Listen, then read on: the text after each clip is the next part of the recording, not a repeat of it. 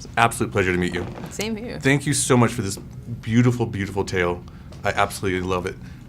What inspired you to tell this tale?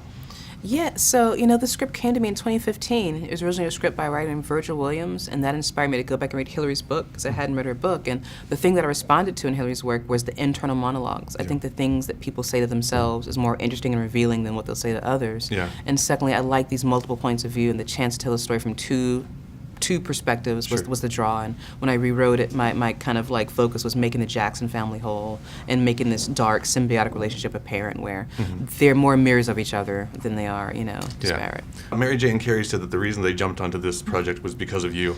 Oh, yeah. Why did you select them?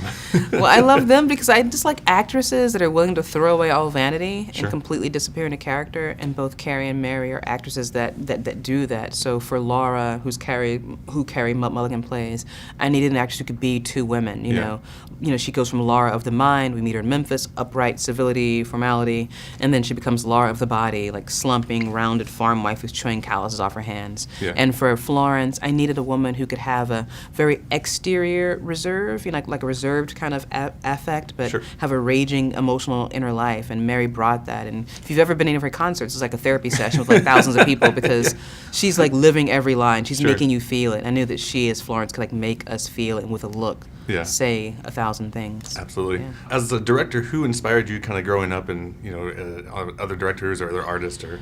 I would say most of my inspiration came from the literary world, like I read a lot. I was a big like geek. So I would say like Alice Walker, Cool. like choose your own adventure books. Like they came from like everywhere, like Toni Morrison. So like I read a lot of things and Yeah. that was my escape. Like that was how I kind of like got away, like Gloria Naylor and like now like David Foster Wallace. So I just read everything and like Nice. literature to me is what feeds me. What was the most difficult scene to film? Ironically, I think digging that hole was like the hardest scene. Like beyond the tank, like the tank battle we shot before lunch. Like the lynching scene we had 2 days, but Yeah. like that hole, like we had to wait for the perfect day because we could shoot all the high angle stuff, Yeah. on any day and have like shade. But the low angle stuff shooting up, we needed like this perfect kind of gray sky, and so Okay. and then we throw Garrett in a hole. We're dumping water on him, and we're not sure about the water table of the land itself, how fast that's going to rise. Yeah. So I'd say the kind of burial scene was like one of the harder things to shoot, Yeah. And we shot this whole thing in 29 days, which is insane. But like, of it all, like digging that damn hole was like the thing. I'm from Salt Lake, and this movie premiered at Sundance. When was the moment you knew you had something special?